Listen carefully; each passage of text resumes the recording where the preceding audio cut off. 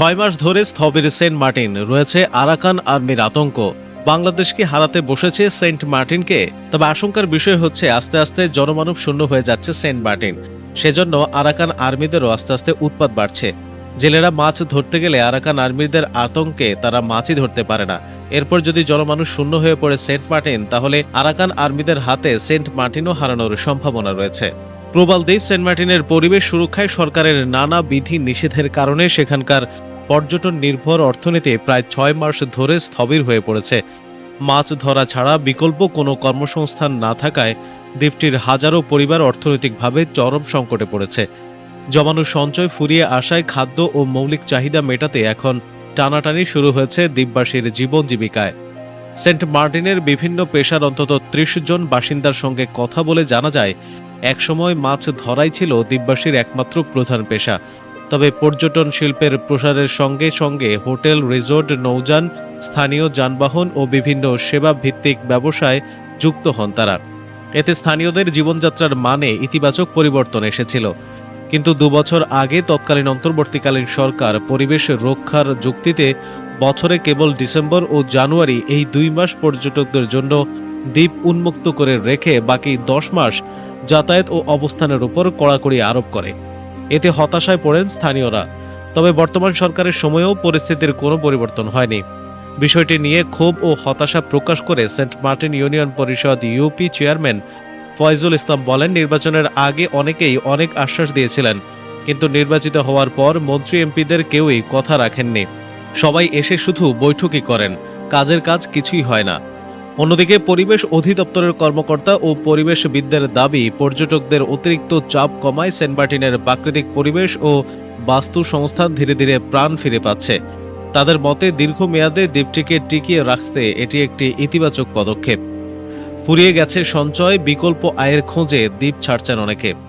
স্থানীয় বাসিন্দারা জানান, বর্তমানে সেন্ট মার্টিনে দৈনন্দিন নিত্য প্রয়োজনীয় পণ্য পরিবহনেও প্রশাসনের আগাম অনুমতি নিতে হচ্ছে।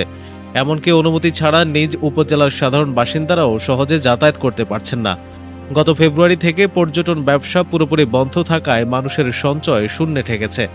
বাধ্য হয়ে অনেক পরিবার বিকল্প আয়ের খোঁজে দ্বীপ ছেড়ে মূল ভূখণ্ডে পাড়ি জমাচ্ছে। দ্বীপের হোটেল ব্যবসায়ী মোহাম্মদ জিয়াউল হক জিয়া বলেন, বছরের মাত্র ২ মাসের আয় দিয়ে ১০ মাস চলা কোনোভাবেই সম্ভব নয়। যা সঞ্চয় ছিল তাও শেষ। নতুন করে ব্যাংক ঋণও পাওয়া যাচ্ছে না। উপরন্তু শাহপরীর দ্বীপ ঘাটেও অনাকাঙ্ক্ষিত হয়রানির শিকার হতে হয়।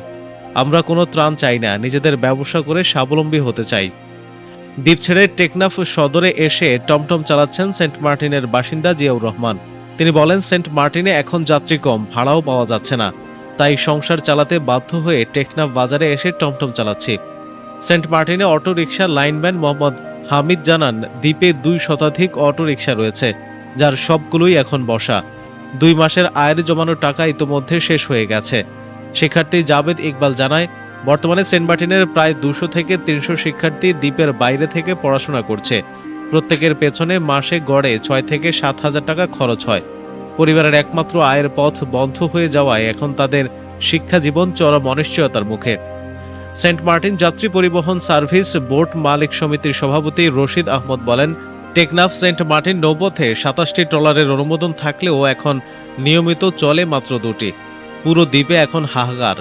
গত মৌসুমে ব্যবসার পরিচালন খরচই ওঠেনি। স্থানীয় ইউপি সদস্য সৈয়দ আলম বলেন, একটা হোটেল ১০ মাস বন্ধ রেখে মাত্র ২ মাস সচল রাখা অসম্ভব। আসবাবপত্র নষ্ট হয়ে যায়, কর্মচারীদের বেতন দিতে হয়। স্থানীয় মানুষের অবস্থা এখন খুবই করুণ। সাগরে মাছ ধরতেও আরাকান আর্মির ভয়। স্থানীয় সূত্র জানায়, সেন্ট মার্টিনে হাজারো জেলে পরিবার থাকলেও সরকারি খাতায় নিবন্ধিত জেলের সংখ্যা মাত্র ৭৯৯ জন। নিবন্ধিতরা মাঝে মাঝে কিছু সরকারি সহায়তা পেলেও অধিকাংশই তা থেকে বঞ্চিত। সমুদ্র থেকে মাছ ধরা যাদের একমাত্র সম্বল, মিয়ানমারের সীমান্ত সংলগ্ন সাগরে সশস্ত্র গোষ্ঠী আরাকান আর্মির দৌরাত্ম্য তাদের সেই পথও এখন অবরুদ্ধ।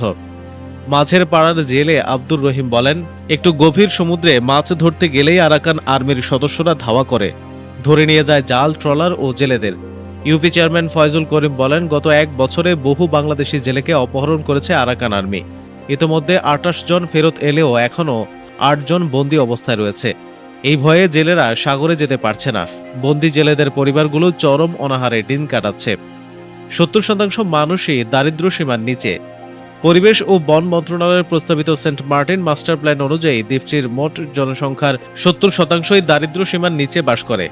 1445টি পরিবারে মোট জনসংখ্যা 9885 জন।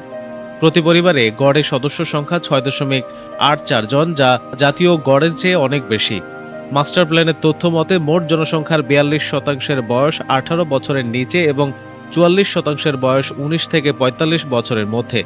দ্বীপে বর্তমানে 190টির বেশি হোটেল রিসোর্ট থাকলেও তার অর্ধেকের বেশি মালিক বাইরের লোক। ফলে পর্যটন ব্যবসার মূল সুবিধা থেকে বঞ্চিত হচ্ছেন স্থানীয়রা। চিকিৎসা সেবা অপ্রতুল, নেই সি অ্যাম্বুলেন্স। দ্বীপে মানসম্মত চিকিৎসা সেবার সংকট প্রকট।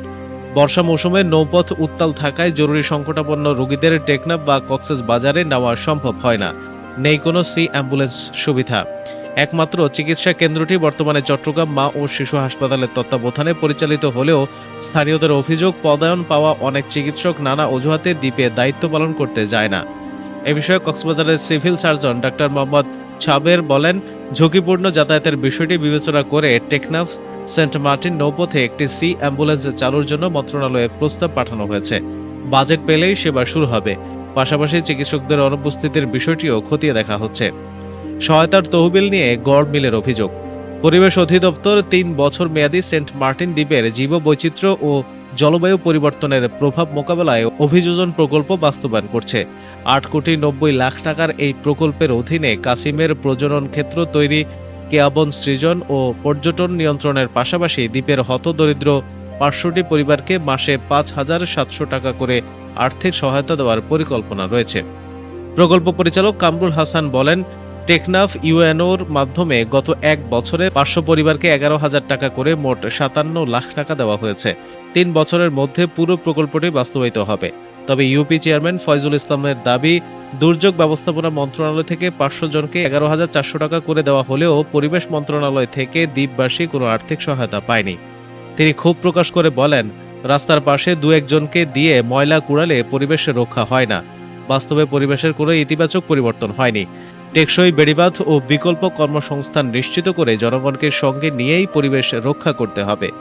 সম্প্রতি যোগদান করা টেকনাফ উপজেলার নির্বাহী কর্মকর্তা ইউএনও এস.এম. অনিক চৌধুরী জানান, প্রকল্পটির বিষয়ে একটি অবহিতকরণ সভা হয়েছে। দ্রুতই দ্বিতীয় পর্যায়ের আর্থিক সহায়তা বিতরণের উদ্যোগ নেওয়া হবে। কড়াকড়ি ও পরিবেশ সুরক্ষা নির্দেশনা। সরকারি বিধির নিষেধ অনুযায়ী সেন্ট মার্টিনে সৈকতে রাতে আলো জ্বালানো, উচ্চ শব্দে গান বাজানো, বারবিকিউ পার্টি করা, কেয়াবনে প্রবেশ ও কেয়াফল কেনা বেচা সম্পূর্ণ নিষিদ্ধ। এছাড়া সামুদ্রিক কাছিম, সামুদ্রিক পাখি, প্রবাল, রাজকাঁকড়া ও শামুক ঝিনুকের কোনো ক্ষতি করা যাবে না। সৈকতে মোটরসাইকেল, সি বাইক সহ যে কোনো যান্ত্রিক যানবাহন চালানো নিষেধ। একই সঙ্গে পর্যটকদের পলিথিন ও একবার ব্যবহারযোগ্য প্লাস্টিক না আনা এবং নিজস্ব পানির বোতল বা ফ্ল্যাক্স ব্যবহারের নির্দেশনা দেওয়া হয়েছে। উল্লেখযোগ্য যে পরিবেশ অধিদপ্তর 1999 সালেই সেন্ট মার্টিনকে পরিবেশগত সংকটাপন্ন এলাকা ইসিএ ঘোষণা করেছিল। পরবর্তীতে 2023 সালের 4 জানুয়ারি বন্য প্রাণী সংরক্ষণ ও নিরাপত্তা আইন অনুযায়ী সেন্ট মার্টিন সংলগ্ন বঙ্গোপসাগরের 1,743 বর্গ কিলোমিটার এলাকাকে সামুদ্রিক সংরক্ষিত এলাকা হিসেবে ঘোষণা করে সরকার। তবে আশঙ্কার বিষয় হচ্ছে আস্তে আস্তে জনমানব শূন্য হয়ে যাচ্ছে সেন্ট মার্টিন। সেজন্য আরাকান আর্মিদেরও আস্তে আস্তে উৎপাত বাড়ছে। জেলেরা মাছ ধরতে গেলে আরাকান আর্মিদের আতঙ্কে তারা মাছই ধরতে পারে না। এরপর যদি জনমানুষ শূন্য হয়ে পড়ে সেন্ট মার্টিন, তাহলে আরাকান আর্মিদের হাতে সেন্ট মার্টিনও হারানোর সম্ভাবনা রয়েছে।